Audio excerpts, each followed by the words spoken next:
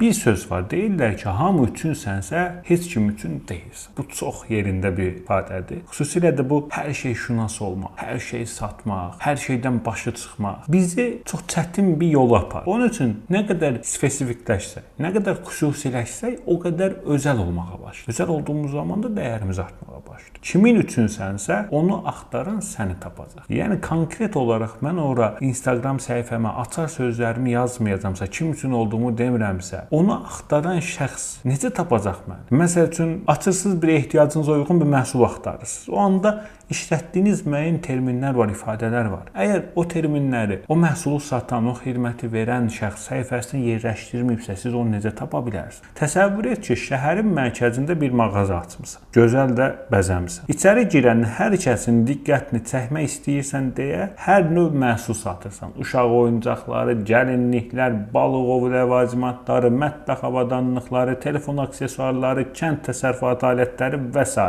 Müştəri içəri girir və ilk sualı bu olur. Bura nə mağazasıdır? Heç nə başa düşüb çaşır və çıxıb gedir. Müəyyən bir hədəfi olmayan mağaza müştərinin yaddaşında iz buraxmır və böyük ehtimalla o mağazadan heç nə almadan çıxıb gedir. İndi sosial mediada ilə o şəkildədir. Sənin səhifən də belədir. Əgər hədəfini bilmirsənsə, səhifəyə girən insan başa düşmür ki, sən onun üçünsən yoxsa başqası üçün.